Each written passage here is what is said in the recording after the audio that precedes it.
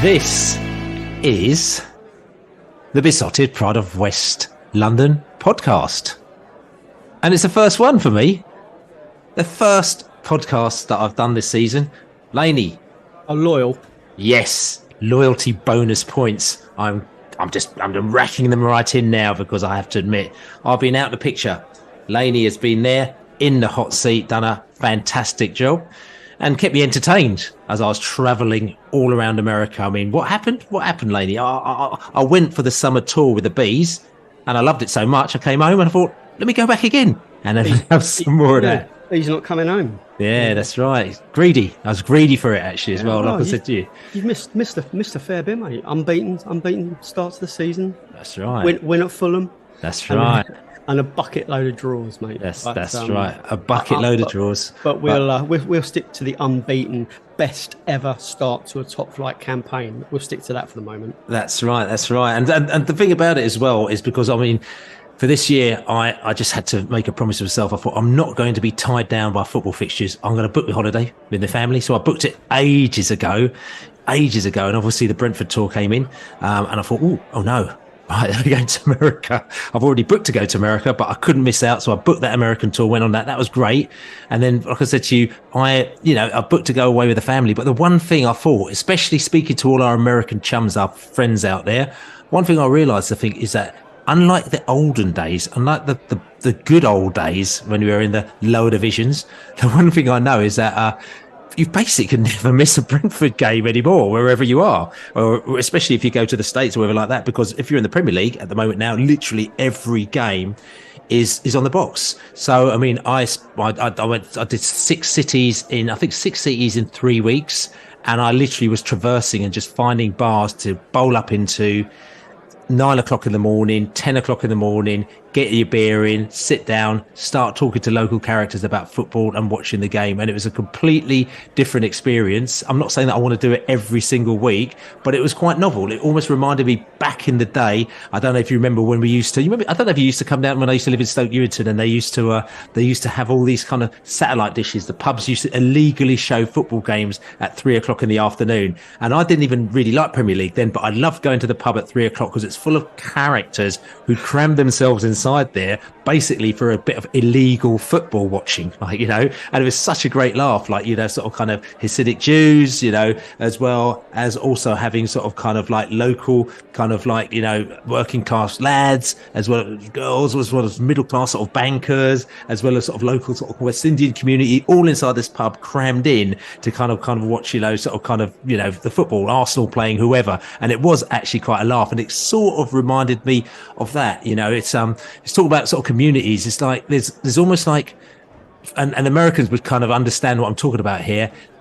There's a sort of kind of, I hate to use the word hipsterish about it, but it's very, very niche in America. And people who are into Premier League football, they're kind of like, we're into something different from everybody else in America. So you can kind of feel that there's this almost like little club that they're part of. So they don't even talk about their team. They just talk about Premier League. And I have to admit, the one thing that really did bug me is that you're sitting inside a bar and you're trying to watch a game and everyone's just talking.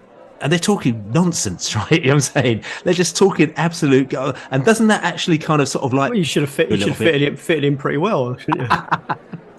Oh dear! And you sort of sit down there, and they're not even talking about the football half the time. They're just talking about stuff or something else different. And it was a totally different experience, but it was actually really, really interesting. And I went to St. Petersburg, went to a bar down there, Brentford, buying a Brentford shirt behind the bar.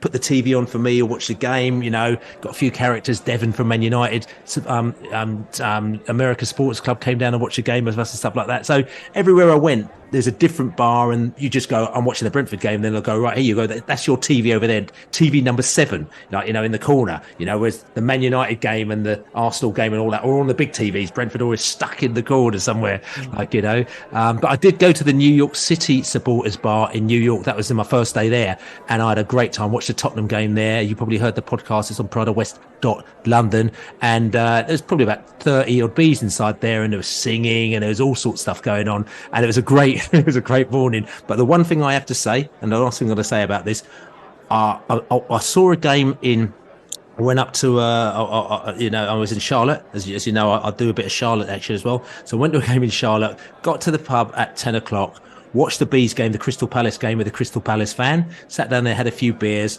Game finished at 12. Then afterwards at 12, a Burnley fan came in. He was from Burnley, so I started chatting to him. Then I had another couple of beers with him from 12 to, I went out and it must have been about 60 degrees, it felt like outside, like absolutely blazing hot. And then I was going to go and watch the baseball game. And then after that, I was going to go and watch Charlotte FC play, right? They're playing LAFC as well. So I went to the bar at 4:30. By 6 o'clock, I literally almost couldn't walk. You know what I'm saying?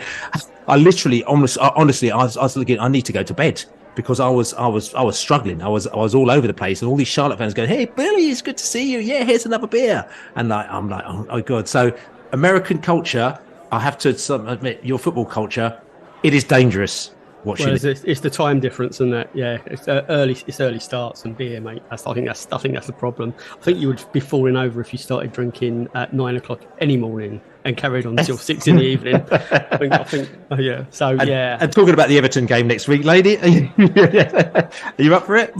Yeah. Let's do that. I'll see you in the Globe about 8:30, something like that. Right, yeah. Which is all good. Anyway, we're gonna flip it back to. We're going to flick it back to UK. The UK, bit to the UK. And like I said to you, Laney, it's been here. He's watched all sorts of games, and like I said to you, last weekend there was no football. Gutted coming back to the UK, and I was thinking I'm really potty for it. There was no football because it was international week, wasn't it, Laney? And a few little interesting things. I mean, I think the first thing is about how many Brentford fans jetted on a plane and sort of got the old carbon footprint going on last weekend, didn't they? Well, there's 18 of our players that went off and represented their countries, which is, it's just incredible. We've talked before about, when we used to get excited that we would have one. Johnny Buttigieg's playing for Malta was quite a big thing in the sort of like 87, 88, 89. And then there was like Gordon Sweetser that played for Canada, I think. And, it was like we got an international. And now we've got, it's almost like who isn't an international? It's probably because they're just a little bit too old or they're banned. It's a measure of the quality that we've got, the strength and depth, and they're playing literally all around the world. Brian Mbeumo scored last night against Burundi to help Cameroon qualify for AFCON, and which is for Redford is kind of not a great thing, though, isn't it? It's not great because Weiser's Democratic Republic of Congo team, they've qualified as well. So there's two of our forwards out for a chunk of January. Frank the Tank. Frank the Tank, yeah. Did they qualify? I'm not sure. I'm not sure if Nigeria are through yet. I'll have to look at those results. But yeah, no, it is going to deplete us at a time where I know we're going to talk about Ivan Toney in a minute, but he's back potentially, but it will be for one game right at the end. So we haven't got a lot of league fixtures. We've got the FA Cup. If we get through the FA Cup third round, it will be great because that means we get through to the fourth round. It means there's not a league game to worry about points there. Not that I'm worried about points, but I mean we're all on the same page here. Our league stature and doing well in the Premier League is kind of the be all and end all really. And if we can get a cup run, whether it's the League Cup or the FA Cup, all well and good. But to have potentially two FA Cup games in January might actually be a blessing in disguise because we can play whoever we want, and it kind of in brackets doesn't really matter, although obviously it does. You want to win those games too, but you know what I'm saying there. So yeah, no, it's great they've been away. Hickey played last night against England in that 150th anniversary game against Scotland. He played pretty well, I thought. I'm still having seen the England game and seeing Harry Maguire come on, an out of form player in an out of form form. It just underlines how Rico Henry should be part of that squad, whether it's training, whether it's coming on a sub. He should have been out. He should have been there for that game last night. He's had such a great start to the season. He deserves some kind of reward. Whereas, Maguire's had such a shocking 2, 3 or 4 years that he doesn't actually deserve to be around there. for himself as well. It's doing him no favours, and I just think that underlines. Don't pick out of form players, because that's kind of what you get. But but the positive is that Kris, he scored for Norway. Flecken has been out and kept a clean sheet against Greece for Holland.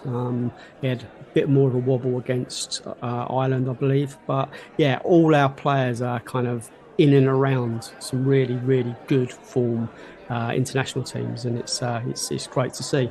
Yeah, and I mean, and again, you picked out a few standouts. Obviously, Aya again. Interested in him playing with, Haaland is, listen, you can't knock that. We could say, I mean, like I said, the standouts as well. Brian Mbeumo scoring for Cameroon, have you said, which is like, he's kind of going up the ranks, and people are starting to notice him all over the place. You could tell by people kind of requesting him in their fantasy teams and saying, yeah, I was always behind Brian Mbeumo. We've got that scenario happening as well. And interestingly, I said, Hickey, who got quite a few mentions as well, playing for Scotland, and he had a good game, a couple of little nutmegs there as well, and sort of kind of like, sort of quite cheeky play. And to think that, love it or hate it, because I know some people, listen up, Scotland doesn't bother me, you know what I'm saying? But I know a lot of people are like, Scotland, we can't have them. We find it hilarious that they've not been in the World Cup since 1998, but it looks like they are going to be in the European Championships next in Germany in 2024, and that is going to be a fact. So Hickey is going to be playing in Germany in 2024, and he looks like he's going to be a key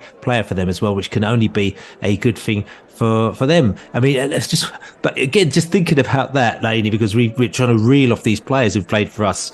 Now you talked about players back in the day. I mean, Herman Hreidarsson is one of the players which you saw play for Iceland over in France, but there aren't too many that you could say that you saw with your own eagle eye, is there?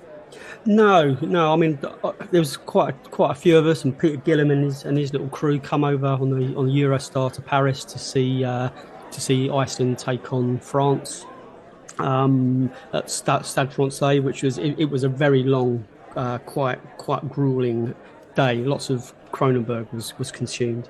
But yeah, it was a real kind of celebration of one of our players playing for, because Iceland were really strong at that time as well. So it's not like they were playing for sort of like Faroe Islands or whatever. It was quite a big deal. But then we did have under Ron Nodes that kind of era. We had a fair few, didn't we, that played for Ireland. I think Toney, Folan, I think Quinn played for Ireland, and your mate Martin Rowlands, I think. He told me about it. Yeah. I think he played for Ireland at that time as well. So there was quite a few in and around for a third tier team, third or fourth tier team. It was kind of unusual to have internationals, but I think it was almost like we had so many. Our game was called off at the weekend, and it was like that was almost like a badge of honour. And now it's kind of like they go all the way through to non-league, but it's still not a novelty, but it still makes you feel really good to know that your team is represented, so strongly with international class players. Yeah, and I mean, just finishing on internationals as well. I mean, Griffin Park, New Griffin Park, as we call it, is a place that people don't really necessarily kind of associate with internationals, even though we did have the whole of the women's Euros there as well. And we also had an England women's international there as well, where England played Australia. Well, the Aussies are back at New Griffin Park actually in October. I think it's the 16th of October. I'm not sure, it's 16th or 17th, something like that. 16th, 17th of October, the international break. Australia are playing New Zealand at New Griffin Park there as well. So if somebody fancies going down there and having a few beers and watching some south of the equator football, then you can roll down there and watch these two teams play. I think it must be a friendly. It can't be some sort of qualifier. I'm sure it's a little friendly.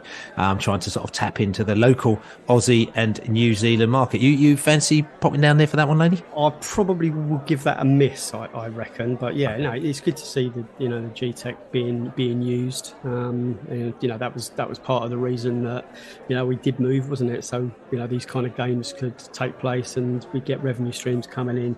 And I guess now that London Irish are kind of not in the picture, I'm not quite sure how that affects us.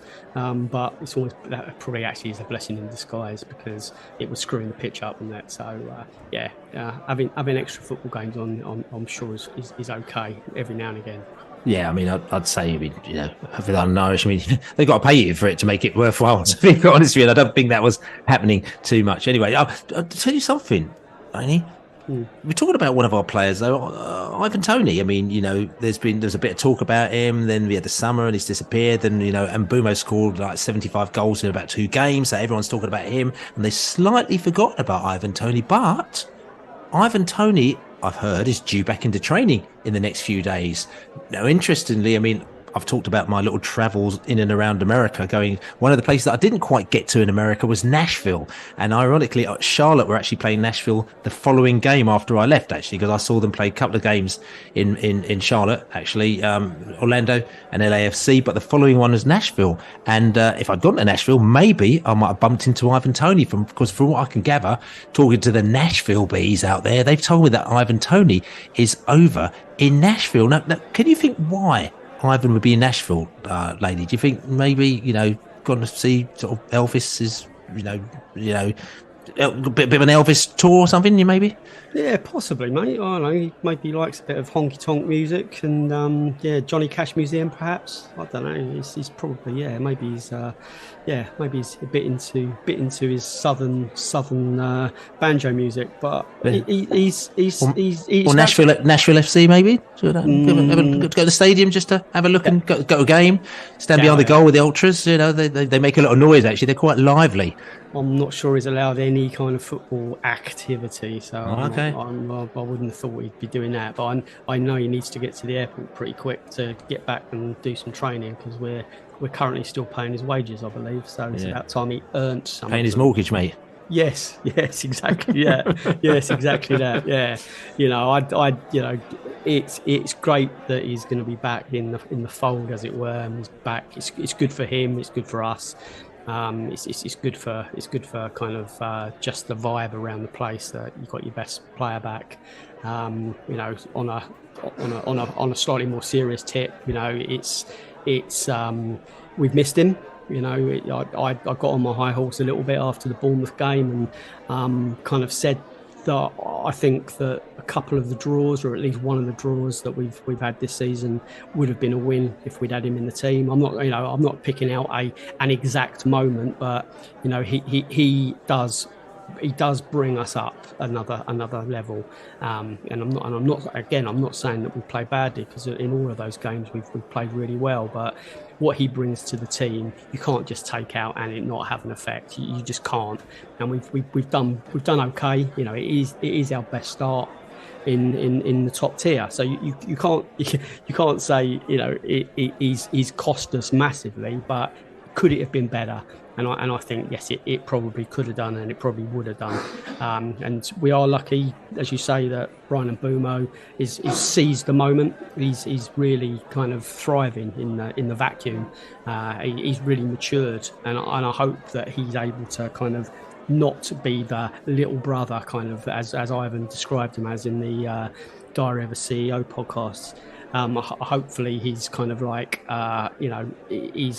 he's not the underdog to Ivan anymore. He's more of an equal, because he's proved that. And so welcome back, Ivan. And it's one step closer for him either to get back in our first team for the rest of the season, or a record-breaking £100 million deal somewhere else. That's right. Talking about that, it's obviously the news is out and everyone does know it. He moved to CAA agency, which is a big agency. I know them on the music side. They actually they're the agents for a lot of bands out there.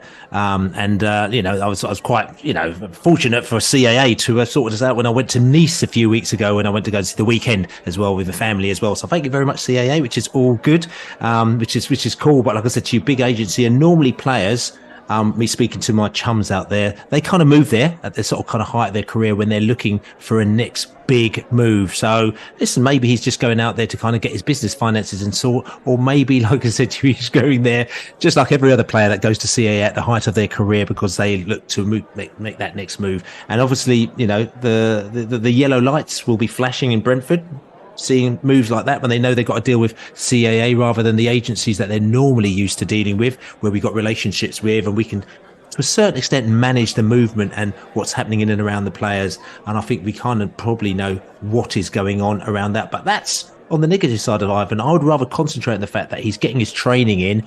And like I said to you, the window is going to be open not until January. So we could just look forward to him coming back and playing for us in the new year. So but anyway, listen, Laney, looking forward to the new year. Let's look back to the fact when the Muff came down to New Griffin Park. I watched this game actually in Washington DC, in a bar in Washington DC, actually, with a Brighton and Hove Albion fan and an Everton fan, and they were not happy at all, either of them, because Neal Maupay obviously just signed for us recently. I didn't even talk about Neal. I mean, I waxed lyrical about Neal to both of them, and they were just so unhappy with me just talking about how I believe that Neal was going to score more goals for us than he has for both of those two teams combined, you know what I'm saying, over the next couple of seasons. But anyway, we shall move on from that. We're going to go back to talk about the Bournemouth game. Bournemouth down at New Griffin Park. I still can't. I mean, for me, mate, Bournemouth. There's only one game. I know everyone keeps talking about it, but that was still quite magical. So every time I sort of kind of think of Bournemouth, it just reminds me of that time when they walked out of our stadium, and what's the goalkeeper? What's his name? He just the one that went off to West Brom. Did he go to West Brom? It's a QPR now, isn't he? Yeah, but the QPR. That's right. And he kicked the wall because he cheated basically, and he wasn't happy with Ivan Toney. And we ended up winning the game, and he was very unhappy. He went back down the tunnel and to the changing rooms, and he actually kicked a hole in the wall.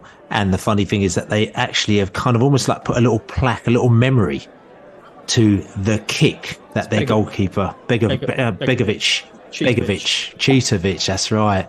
Begovic kicked a hole in the wall in our brand new stadium. There weren't even any fans at the time. I mean, we were the first set of fans to come in there, but he had the cheat to go and kick a wall in the stadium. So what they've done is that they've patched up the wall, but they've deliberately not painted it, so you can see exactly where it was, where he kicked it. So I suppose that, you know, that probably gives the players a little bit of oomph every time. And I'm hoping that as we walked out for that game, everyone pointed towards the hole that Cheetovic had actually kicked in the wall, the hole in the wall. So that would actually give him a little bit of oomph. But to be quite honest with you, I mean, the way that game went, you know, as we went 1-0 up, we just thought, here we go again. We're going to actually kind of do them right, good and proper. But it didn't quite work out like that, did it, lady? No, they're all right at Bournemouth. They played. It was a good game, but you know, it was just another one that we chucked. You know, we chucked a couple of points away. It felt at the end of it. I mean, obviously, if you listen to the post match, it was that all emotions were wrapped up in that 90 plus 3 minutes, because you know we looked really good, and you know Matthias Jensen had put us in front with that, you know, that free kick that crossed the line, and referee delayed giving the goal, but we all knew it was in. And then Dominic Solanke equalised, and then David Brooks, who's been suffering from cancer, come off the bench, and it was that, you know, Rico Henry, you know, really bad back pass that that led to him putting Bournemouth ahead. And then just when we thought we were going to lose, and it would have made for a really depressing Saturday night, actually, because we didn't deserve to lose. And we wanted to get through to the international break with our unbeaten record intact, because it's been solid, you know. And then Brian Mbeumo, who'd missed, you know, we'd missed a fair few chances. I mean, KLP missed an absolute sitter. I don't know how that he didn't get enough on that to make it cross the line. And then Brian Mbeumo produce an absolute bit of magic, twisting and then running through on goal and finding the finish. So yeah, it felt like relief at the end, but it was mixed with frustration as well. So yeah, it was a good time to sign off, I think, for a couple of weeks. And I think they could probably look back now. I think the players probably they'll get back from their international training, and I'm sure they'll be looking forward to kind of putting a few things right, although they've not done a lot wrong. And you mentioned Dominic Solanke, who scored the goal there. Now, Laney, just got to ask a question, and it's just a general question. Dominic Solanke, would you? Probably not, but I could see why you might, if you know what I mean. He's class, but I don't get the feeling that he's kind of Brentford style player, and that's not knocking him. That's not a dig. It's just I think he's probably too established for us to be going for, and he's playing, and I'm not going to do a teams like Brentford, but he's playing for Bournemouth. You know what I'm saying? So it's weird. You see yourselves. You've got a player like that. Do you think rather than trying to nab a player from Tottenham or Man United, you think, is it possible? Well, my seeing the kind of players that we were going for in the transfer window, but couldn't get them to agree to come to us. It looks like we're going for better players than him. So what I'm saying is he's not good enough to come to Brentford. Whoa, there you go. That's what I was trying to get out of you. Yeah. So listen, Solanke, you're not good enough, mate. Stay down in Bournemouth. Just coming back to that game, like I said to you, I thought Bournemouth. last season, I'm going to be honest with you, I thought Bournemouth, to be fair, yeah, they got themselves out of a mire, and they battled themselves out of a mire, but they were awful for probably 80% of that season last season. And I think through team spirit and through their manager, who I think was probably a little bit unlucky to have got sacked, I think that they kind of got out of they got out of a mire, but they were terrible that last season. But I'm going to say, and like I said to you, me sitting down in Washington watching at the bar with these American fans, looking at it, and I was saying to them, listen, because they're going to me, the Everton fans going, we're relying on you getting points against this lot. We really need you to, because they're basically, he said, look, we're pretty much down, So, and then, when we wwent 2-1 down, he was like going, what are you doing? I said to him, listen, mate, Bournemouth actually look quite good. The football they're playing is quite good. Their pressing game's quite good. There's a lot of things that had to be said. You had to tip their hat to them. So, even though it was disappointing that we didn't get the 3 points, it was nice being a little bit more removed from it as I was, and watching the game, and you were able to see the replays and see what's going on. I said, actually, to be honest with you, in retrospect, it was actually probably quite a good point for us, and we might look back at that game and say it was actually quite a good point, because I thought that they were relatively decent, finishing maybe not as good as it can be, but I think they weren't near. There's definitely some worse teams out there than them lot this season, and I thought that they were okay. Yeah, they were, it was a fairly in brackets easy start to our season as well. I know there is no easy games, but we haven't played any of the big guns as yet, and that's why it was important to get as many points on the board as possible. I'm not going to go through you see Bournemouth and you expect 3 points, because I think we're a little bit more kind of measured, and we know that those kind of games can bite you in the arse, but being unbeaten gives you a little bit of a swagger, and we know that we've got a few toughies going up to Newcastle this weekend. It's not going to be easy. We've done all right in games against the better teams, so I'm not sort of like I'm not writing it off. But that was kind of where we were at back in the pub after the game, Bill. Was just that we probably should have got 3 points and not the one. But you could have said that about Palace as well, and you probably should have said that about Tottenham. It shows you the standards now are just are high. It's where the expectation comes, where you start to feel a bit disappointed.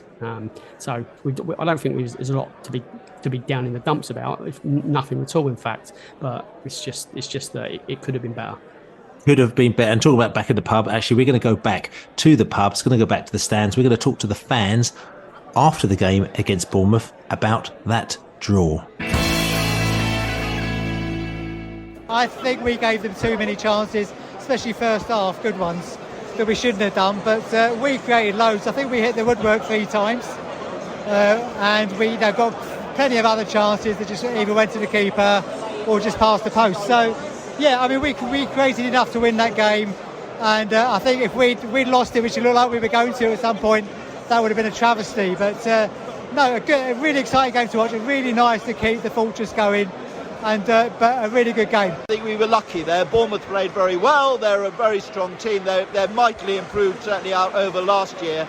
We got the break with Brian scoring that goal in the injury time that was added on, in the extra time that was added on.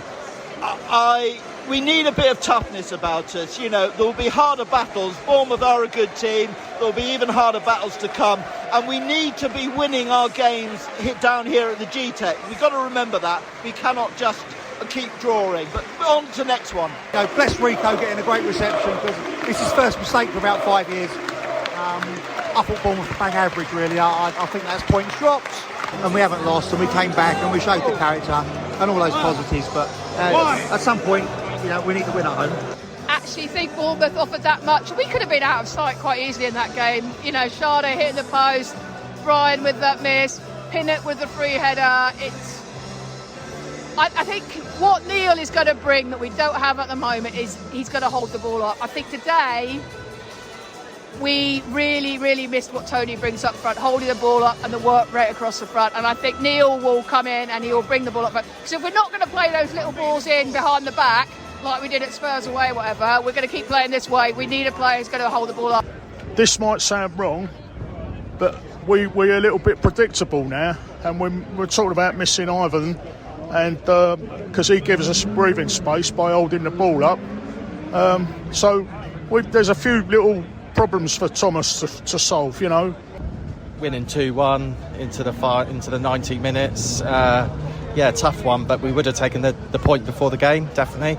So yeah, a bit heartbreaking, but you know, we would all taken a point. So, you know, just unfortunately we couldn't hold off for the 3 points, but the main emotion was just frustration, really, that we'd let it go back to 2-1, having been a goal ahead, the width of a post away from being 2 goals ahead twice.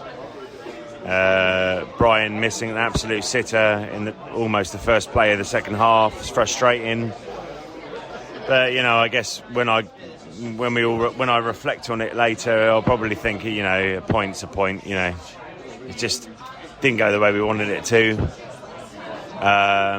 But there wasn't major flaws in our game today. We just didn't score when we needed to score, and you know, Bournemouth are probably going to be all right this season. They look pretty good, much better than the team that we played last season, and both teams cancelled each other out a little bit. I wasn't going to say, yeah, we ain't going to lose this, or we ain't going to draw this, but as far as I'm concerned, it was a tense last 6 minutes, and there's actually an opportunity for you to win the game in the last 6 minutes as well. But Mbuemo wasn't, in my eyes, didn't have a brilliant day. Our keeper, that save in towards the end of the second half, how he got to it, you never know. But that's the thing with Neto, he's a first-class keeper. But, you know, we've been made really welcome by Brentford fans today. It's been really nice, it's been pleasant, it's been friendly, and I'll be back here next season. So there you go, fans. After the game, bit of disappointment, but listen, we're still unbeaten.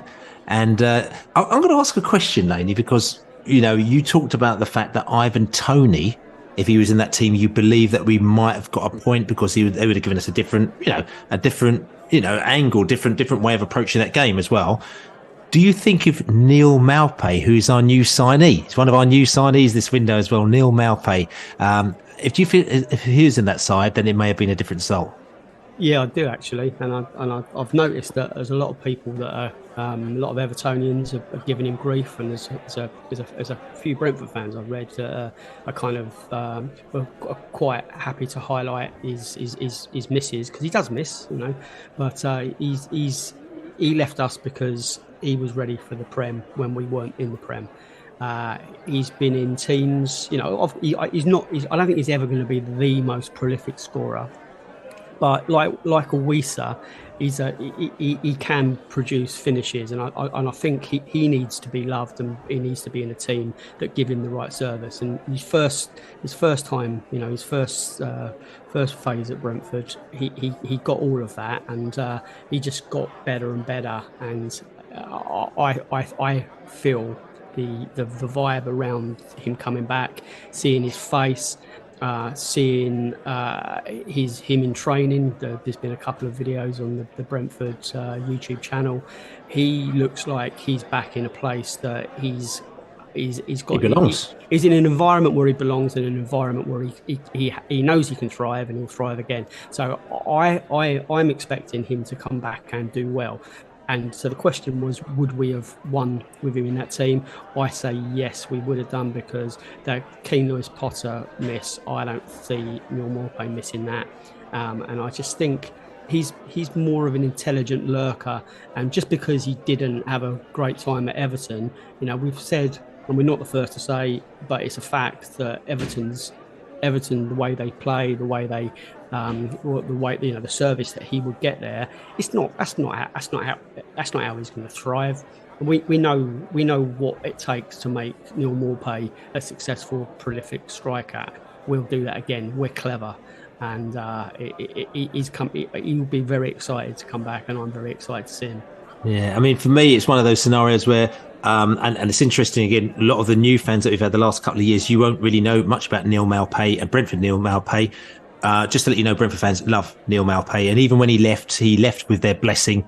He went off to Brighton when we were still in the Championship, and Brighton's a team that we never do any business with because it's not a fact that people don't know, but the two owners don't necessarily see eye to eye, so we don't ever do any business with them.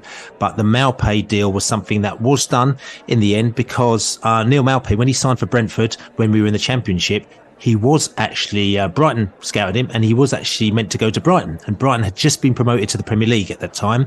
And we convinced him to come to Brentford. He played for us in the Championship for a couple of years. And we probably said, look, you're going to help us to get up. We didn't quite get up. And then Brighton came back in for him. And Brentford said, Premier League opportunity, we're going to give you your opportunity. So he actually went to Brentford at that stage. And we not say it's not a written rule that we don't do business with Brighton, but we don't normally do business with Brighton. So we did the business with Brighton there, and he went off and he's played his Premier League football. I love the fact that he did exactly the same thing against Leeds when he was at Brighton as he did with us, where he stood in front of their fans for both games at Brentford. And he also did it at Brighton as well, where he stood in front of their fans with his arms outstretched. In fact, there were no fans in the stadium when he did it. And I just love that thing about him, the shithousery of Neal Maupay. He doesn't care. I've spoken to him many times, and I've spoken to him, like I said to you, when they used to go to the Novotel Hotel. Really intelligent bloke, really, really nice, really, really level-headed, nothing like he is on the pitch at all. And he's great. And he actually loved, even then you could tell that he loved Brentford and he loved football, So when he left, I think there was a tinge of sadness with a lot of Bees fans. And we always used to kind of watch and look out for him if he'd scored. We sort of share the videos and stuff like that. Probably a little bit sad, but that's the sign of a club who's like in the lower division, who has one of your sort of babies who decides to leave home, and he's gone off. And I think we almost feel a little bit kind of gutted that Brighton was okay, but I know a lot of Brighton fans will go to him, oh, he's awful, he misses too many, I'll go get rid of him. So when they got rid of him to Everton, and then Everton, he scored I think in the first game. Then after that, I don't think he scored again. And Everton fans going, oh my God, he's the worst striker that we've ever had, get rid of him. And I think it's just typical. It's one of those things where sometimes a player is in an environment where the coach and everyone around him knows how to play him. And that's what we did with Maupay. That's what we did with people like Scott Hogan, even Ollie Watkins to a certain extent. That's exactly what we did with players like that. And as soon as they left the fold, it didn't quite work out the same for them. Ollie's on the right half now, but he went through a really bad spell at Aston Villa. And I think with Neal Maupay, he's that type of player. Trust me, he goes off elsewhere. It ain't quite working, and he's going, I need to go back with the people that know me and love me and understand the way I'm going to play. And that's why I said I had the bet with the guy in the Washington bar, the Everton fan and the Brighton fan, to say he will score more goals than us, and you're going to be gutted that you let him go. So there you go. But Neal Maupay, his record's pretty good. The 10 goals a season, roughly, isn't it? He's got 85 appearances for Brentford, 37 goals, 102 appearances for Brighton, 26 goals, but at a higher level. 1 goal in 28 for Everton in a god-awful team that have been trying to get relegated for the last 3 years. They don't create chances, and now they've got Sean Dyche in there. Sean Dyche is a lovely bloke, but he doesn't play lovely football. He's there to do a job, and that's just to keep them up. And you want a big striker up there, and that's what he wants. It's functional gravel football, and Neal Maupay is not that player.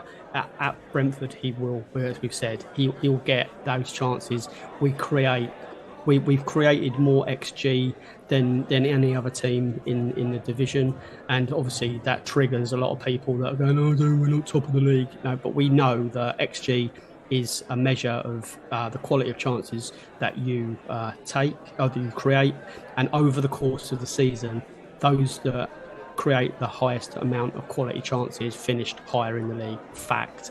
You need to look at the tables for the last 3 or 4 years.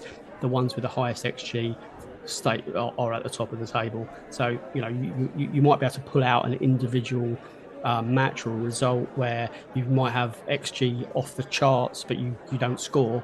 Yeah, there's always anomalies. There's always a kind of like an example of it not being an exact science, but it is over the course of 9 months. So we do create quality chances, and he will tuck in, I have no doubt. Okay, so Laney, I'm going to put you on the spot. He's missed a month, right? So if we talk about September, how many goals is Maupay going to score for us this season? It'd be great if he did get into double figures, to be honest with you. I mean, obviously, there's a couple of... He can't play against Everton, so there's going to be 2 games where, he can't play. And at some stage, hopefully, Toney is going to come back. So you imagine him to be on the bench in that case. So if he plays in every match, I'd like to think he could get into double figures. But I just want to see him scoring again and scoring important goals. Give us a number. 10. Oh, you're taking it away from me. I'm actually going to go up. I'm going to go higher. And my Bruce Forsyth, higher. I'm going to go 12. I'm going to go mad. I'm going to go potty.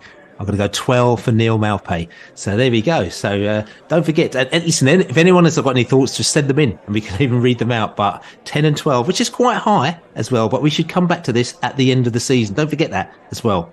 I'd love to see him score. No, he's cup side against, isn't he? So he's not going to play against Arsenal. That's a shame. So, yeah, no, I'd like to see him make his debut then. But his debut would be this weekend, I would hope. Score against Leeds in the cup, maybe? That would be nice, wouldn't it? Oh, lovely. I think those tickets will be about 50 quid. But anyway, listen, talking about the cup, we're going to go to the Cup of Joy. His name is Mr. JB. JB is going to bring us the Cup of Joy with lots of facts and some funk. Ready for this? I told you it was coming. Woo! JB, and he's ready to stock it to you one time. Get it! Hello, Jonathan Birchall here again. Anyone playing the football pools knows that a game ending in a score draw gets you 3 points. Alas, not so in the Premier League. On current form, a Brentford match at the G-Tech must have helped some people win substantial money.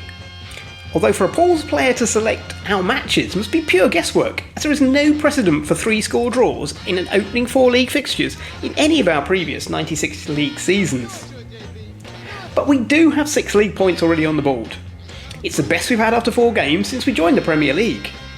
The last 2 seasons we'd accumulated 5 points at this stage, and had suffered a defeat in both. So neither can match this year's unbeaten start. It's also a feat that we didn't achieve in our 5 original top-tier seasons. Matchday chat regarding technology's involvement in games usually focuses on VAR, less so on goal line technology. Andreas Belgian was our first beneficiary of such a goal against Forest back in August 2017. But against Bournemouth, it took the 4th official to give our first goal, when the referee's smartwatch appeared to fail as play continued. When Matthias Jensen's effort was eventually allowed, it was the 100th Brentford League goal to be scored at the G-Tech. Coincidentally, exactly 100 years since Sandy Mulford claimed the 100th league goal at Griffin Park.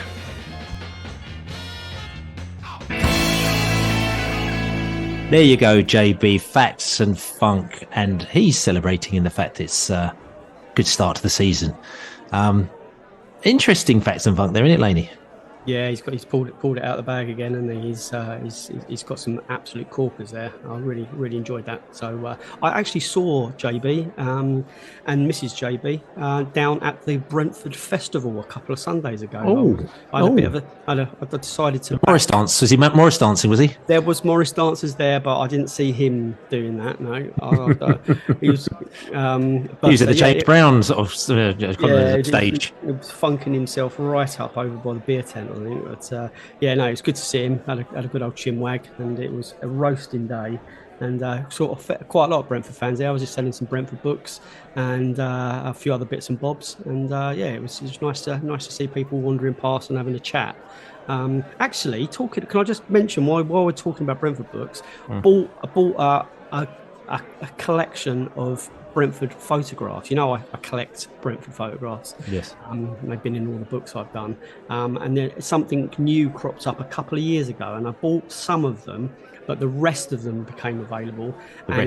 The rest is about 300 photographs of Brentford between, I'd say, mid to late 80s, like 87, 88 through to mid 90s, early to mid 90s.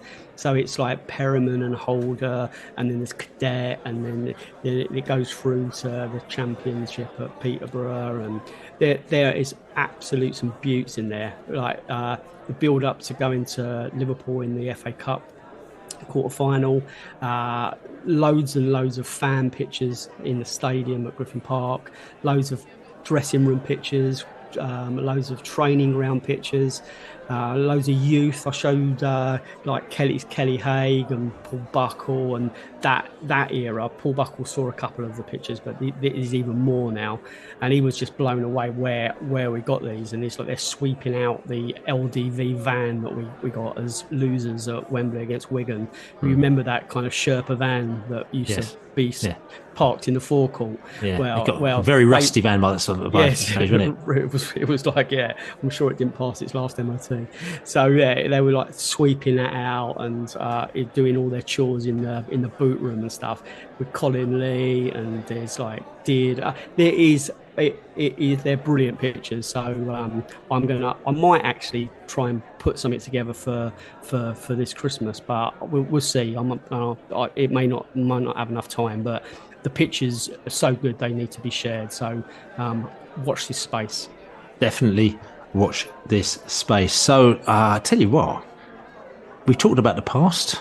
Let's look towards the future. We got the Geordies coming down. We got Newcastle. No, they're not coming down. We're going up to them, and they've messed us about a little bit because it was on a Sunday, and I had it all sorted, and we had our trains and planes sorted, and hotels and everything like that. And it was going to be a lovely little Sunday day, overnighter, coming back on Monday. Then no, they flipped it to Saturday night. Okay, it's on TV, but a lot of people, it doesn't suit them. So a lot of Bees fans, unfortunately, are not able to go now on the Saturday. But we're going to talk about this Newcastle game and basically how it's looking for the Bees, unbeaten in the season so far.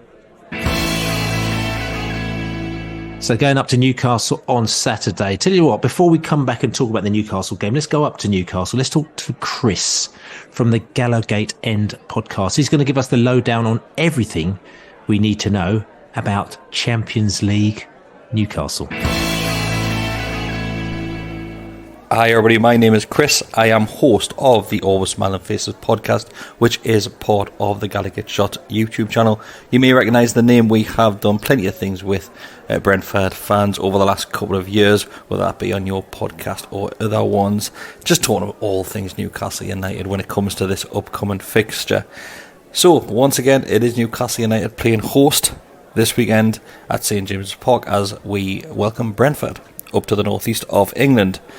Just to look back over last season though, I think you can't look beyond Newcastle last season and think that we had probably the most successful season out of everybody else.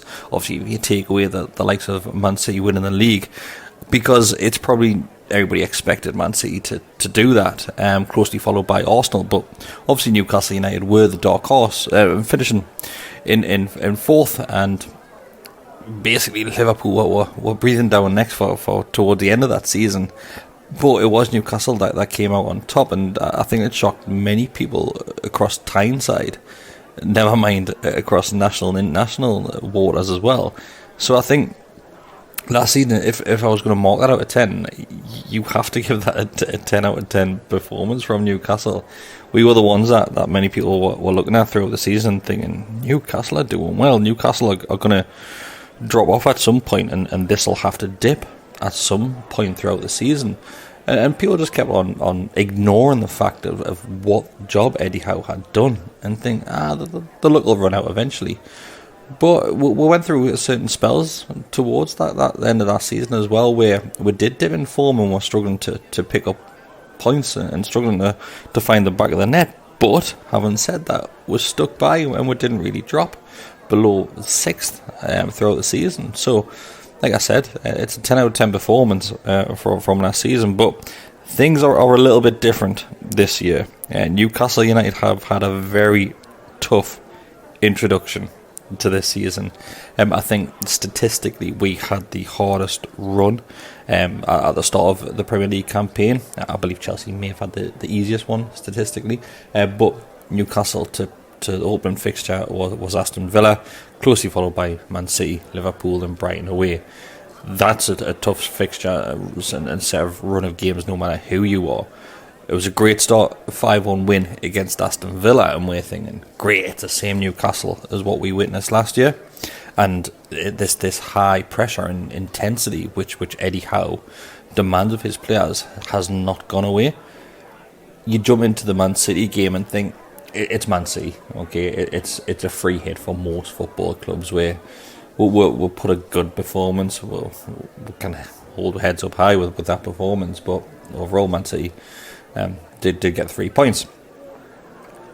After that, we have Liverpool coming to St James's Park, which once again, it's always a tough fixture, no excuses there. Newcastle took the lead, Liverpool went down to 10 men, then Newcastle decided to throw it away in the last 10-15 minutes of the game, which was disappointing. That wasn't Eddie Howe's Newcastle United and what we have been used to seeing last year. God knows what happened, nerves and the occasion just absolutely just went by a lot of those Newcastle players. So it was a tough watch, that one, and even more so going to the Amex for the away trip to Brighton, and they literally handed our backside to ourselves and sent us packing. The performance from Brighton was spectacular. I take nothing away from them. They looked like what we did last year, with that high press. And we just couldn't cope with that, and we can't excuse that to players being injured or anything like that, because there wasn't on a full strength team apart from Botman not starting at the back. So overall, I think it's hard to judge this season at this moment in time, because like we're only a handful of fixtures in, and it's such a hard set of fixtures which Newcastle have had to come up against. I think coming into the Brentford game, this is going to really test us to what sort of start we've had. I think if Newcastle pick all 3 points up, and as a fan base would turn around and think, that's alright, it's a decent start. If we fail to get 3, even a draw, I think we'll probably be looking at the start season and think this is a bad start so far, and we're going to have to start putting points on the board. But it's one of those things. Obviously, I've got faith in Eddie Howe. He's done an absolute spectacular job since he arrived at this club, and we'll stick by him all the way. Of course we do, and we can't not after what he delivered for us last season. If we're going to look at before we go into the Brentford game and look at that one, what I would like to do is look at Newcastle United's summer business and how we handled that. There were certain areas that I think a lot of fans wanted upgraded, left back being one of them, as a player to come in as a starting left back.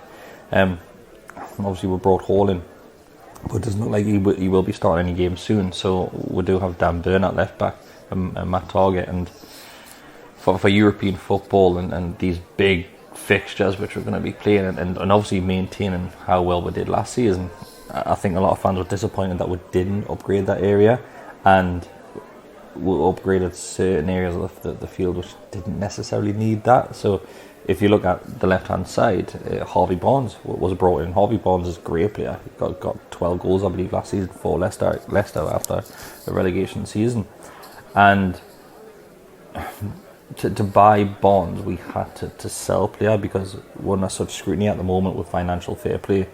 The magnifying glass is always going to be on us because of the money at our disposal, really. So I had to sell Alan St. Maximin, which he split fans' opinion. Of course he did. Personally, I love Max. He was always that one player that would get you on the edge of your seat.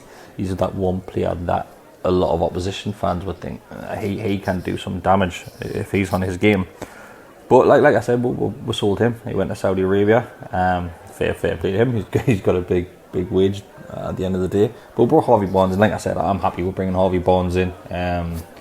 But I don't necessarily think it was an area that we needed to address so urgently when there was other key positions. Look at the centre of the field. That was an area which needed some sort of improvement to a degree. We brought Sandro Tonali in to take him away from his boyhood club in AC Milan. That's an absolute coup for us. Like, it's to do that, and yes, of course, money's got a big factor of this, and the wage that you will be on. But Italian international, AC Milan lad, and obviously he's in the centre of the field for us. I think there's doubt about if he's going to be playing this weekend. I think he will be having a late fitness test. The rumours going around that he may miss this fixture, along with, believe it or not, the AC Milan game, which we'll have next week, quickly after the Brentford tie. But yeah, like I said, he was another one which we brought in. Jumping over to the right hand side, Tino Livramento came in. Basically going to be understudy of Trippier as far as we are led to believe, and what a player to learn from. Trips has been an absolute revelation since he came in Newcastle. Obviously he was the first player that came in after the takeover, and I think he is basically the arrowhead and the spear point of how well we have done and how quickly the club have changed and the trajectory of this football club as well. Him alongside Eddie Howe, those are the two names which you have to look at when it comes to looking at how this transformation has blew everybody out of the water as a fan of the club. So yeah, overall, it's a decent window. I don't think we can grumble at it. I think with the injury to Botman, I think we're looking at that centre back position, thinking could we maybe have brought in another one there.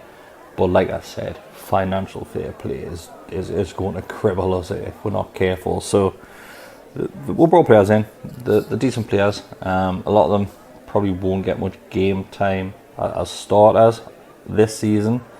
Obviously we've had to look at the squad depth because of the European fixtures and what fixtures and ties which we got from that draw. PSG, Dortmund and AC Milan. You couldn't ask for a tougher group, but it is what it is, and like I said, we do have a squad depth there now to help.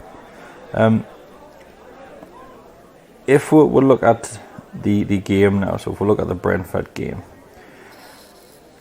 like I said earlier, it's going to be a very difficult one, and I think if you look at the last handful of clashes, I think the last time Brentford got a result, as in obviously getting the victory against Newcastle, was in the cup, if I believe right. I may be wrong, but I'm pretty sure it was in the cup.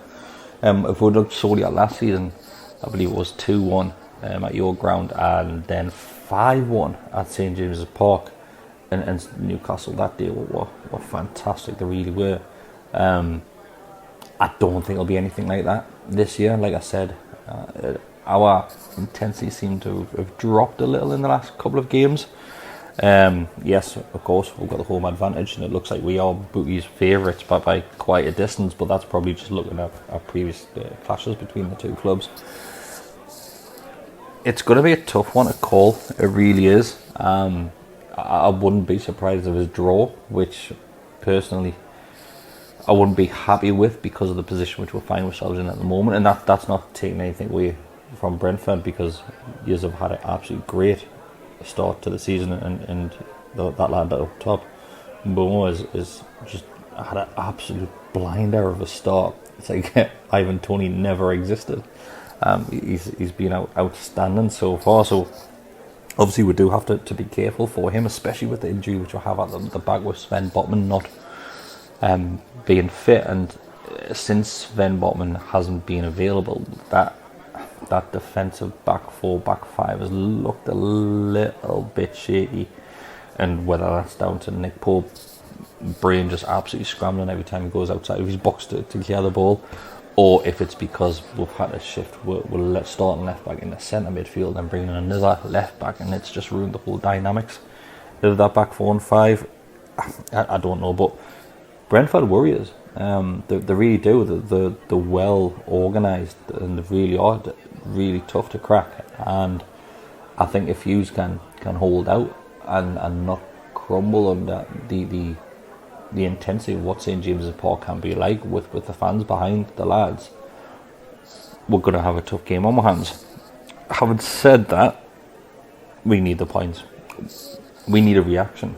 We needed a reaction at the Liverpool game. We didn't get it against Brentford, so we need a reaction now after what happened at the Amex. So if I was a betting man, I would go on a 2-1 Newcastle United victory.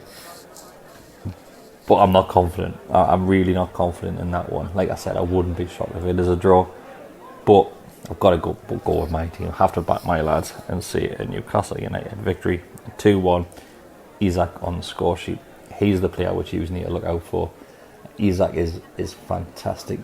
£60 million for that lad, and that seems like an absolute steal. It really does. He makes everything look easy, as if he's not even trying. And let's say if Isak does have an off game, or not necessarily off game, but isn't really brought into the game by the lads around him, which we've seen a couple of times so far this season, you've got Callum Wilson. Callum Wilson will get you goals every single day of the week. He'll get you goals. So I think you have to look out for our strikers. As always, I believe that these sort of games are won in midfield though, and our midfield just hasn't clicked. Toney, Joe Linton and Bruno have been starting these fixtures, and it just hasn't seemed to work, apart from that opening fixture against Villa. So we need something to happen there. We really do. Newcastle need to win that midfield battle, because teams have been walking through the centre of the field and making our midfield just look non-existent. They really haven't. So all comes down to the centre of the field. Whoever controls that area will control the game. Thanks for having us on, boys. It's been a pleasure as always. Good luck for the rest of the season. I think you'll have a cracking season. I really do. Before I go, I've got to mention who will get relegated. I think if you look at teams 15 down over, so you've got like sort of Wolves in there. So Wolves, Bournemouth, and obviously Luton. But if I'm gonna pick the three that are gonna go down, I'm gonna go Burnley, Luton and Everton. I think Everton have flirted with this for too long, and that without sounding like a bit of an idiot, I would love to see Everton go down. Not a big fan of Everton. I think that they've just been clinging on way too long in the Premier League. I think a lot of people need humbling with Everton, so get Everton relegated this year. Thanks, boy. Enjoy your trip up the downside. So there you go, Kris from the Gallowgate End podcast. And listen, they had a good season last season, so naturally he's a little bit chirpy, but things have changed. You know, they did the full Monty on us last season. You know, it was a full house. You know, they did us up there good and proper, and back at home as well. I don't know. Would you say there was a little bit lucky? Maybe, but then you need a little bit of luck to kind of be in that situation, I suppose. So they did the full house on us last season, but things have changed again this season, and they haven't necessarily had as good a start this season as probably they thought they're going to do. And a lot of people are talking about Eddie Howe. Is the pressure on Eddie Howe at the moment now? Because obviously, you know, the people that are putting a lot of money into Newcastle, is it big expectations? Laney, Newcastle, different result this time. What do you think? I mean, they've had a really tough start, haven't they? You know, it's the fixtures you get dealt at the beginning of the season. They can warp and they can twist, the perspective slightly. You know, I was saying earlier that we've had a relatively, in brackets, easy start. They've had a particularly tough one. So they smashed Aston Villa, I know 5-1, but they've started to lose games, which they went a big chunk of last season unbeaten, didn't they? And they've got 3 defeats on the spin, I think it is now, and it shows that they are fallible. It's still going to be an absolutely one of the toughest places to go. The last couple of years, last year in particular, we created a few chances, and then once they had their noses in front, they ran away with it. The year before, we got a draw, I know. So it's a toughie, but we know that we are more than capable of going to these places now and putting on a really good show of Brentford Football Club and how we play. It doesn't mean we're going to come away with anything at all, but I back us, mate. It's actually maybe these kind of games where we know that we can't rest on our laurels, and we have to take our chances. So it's a shame that I can't go up there, because they dick Brentford fans around royally, and their own fans as well. And let's not forget is thousands of them Geordies that travel up from the south and from London, so they would have been screwed around as well. Anyone that got tucked in early, because you have to get tucked in early to get the trains at an affordable price, and hotels. Newcastle is one of those cities where the hotel prices go through the roof. They're expensive anyway, but Manchester and Newcastle, unless you get in early, you could be paying 150, 200 quid a night for anything just average. So it's a game where Brentford fans have been dicks around, as I say. Yeah, I mean, and you're talking about that as well. Like I said to you, I mean, I've seen people that have said that they're going up to Newcastle and then coming back again, because when they've booked, I think, their flights and stuff, they can't change their flights. They can't do anything about it. So they're kind of going to go anyway, because they've got to just use it up and use up the hotel and come back again. So I just, I know people talk about this a lot, but, it is a really big thing, and it is a big thing for fans, and it's a big commitment for fans to go out there and support their team. And the fact that people can kind of almost like ignore the fact that the TV companies could do this at the last minute, I just think it's just a little bit kind of out of order. And I think the clubs know as well, because you're going to get it in the air, right? And the fact is that yes, we go, when we go on TV, the clubs do get extra money, but it does put the fans out massively. And this Newcastle game, like I said to you, for us, there is going to be, the post-match podcast is going to be coming from the pub, because we're going to go down the Globe and watch it, because like I said to you, Sunday, it was all ruled up for Sunday, but Saturday kind of just doesn't work for me at short notice, unfortunately, and the same for you, Laney, and I think it's for the same for the other people as well. So if you're in and around, you fancy watching the game down the pub with us down the Globe, then we shall see you down there. It should be a good evening Saturday night. But just coming back to this game, so Laney, I mean, like I said to you, haven't had a good start, but still a good side. Bit of pressure for Eddie Howe, but we can't underestimate Newcastle. Any thoughts on a score prediction? Well, I've got to be really encouraged by the way Brighton dismantled them the last time out. Brighton scored 3. They beat Newcastle 3-1, and you have to kind of put Brentford in that Brighton kind of mould. I think they're slightly better than us and they're stronger than us at the moment, because they've got a couple more years and they're not missing their best player. But equally they've sold quite a few players as well, so you could say they've been weakened by that. But they play it in a similar way. If we can match that intensity and we can go at Newcastle, we can cause them a lot of problems. I know, obviously, this is at St James's Park rather than down at the Amex, so it does change it up, where they've got 60,000 people cheering them on. But in playing styles, I liken us to Brighton in so many ways, that it shows that's the blueprint of how you dismantle Newcastle. And unless they're at their best, then that could happen again to them. So as a score result, as a prediction, I'm going to go for a 1-1 draw, mate. Oh, again, it's going conservative Laney, and I'm going to go conservative B as well. I haven't had a prediction so far this season, or not on this podcast here itself, and I'm actually going to go conservative B. I'm going to go for a 2-2 draw up at Newcastle. Anything else you want to talk about, Laney, or is that it? You've had enough? I've probably had enough for this week. I just, I will say it's a shame that we couldn't get sort of Bakayoko to come and join us right at the last knock-ins from PSV. It was a bit of a frustrating transfer window in so much as we put some massive bids in, and the players just didn't want to come to a team. It looks like that hasn't got European football this season. It's it is. That's the kind of window, the shop windows that we're now sniffing in, and you've got Fiorentina players. You've got Nicolas Gonzalez, who's the other one that we're in for.